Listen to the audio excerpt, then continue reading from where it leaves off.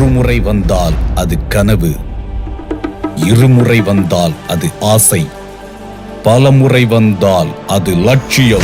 மாணவர்களே, நீங்கள் தொழில்நுட்பத் துறையில் சாதிக்க விரும்புகிறீர்களா?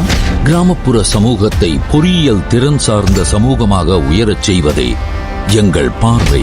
தொழிற்சாலைகளின் தேவைக்கேற்ப முறையான தொழிற்கல்வி கற்பித்து சிறந்து விளங்கச் செய்வது எங்கள் பணி. அனைத்து மாணவர்களின் தொழிற்திறனை ஊக்குவித்து வேலை வாய்ப்பினை பெற்றுத் தருவதுமே எங்கள் குறிக்கோள்.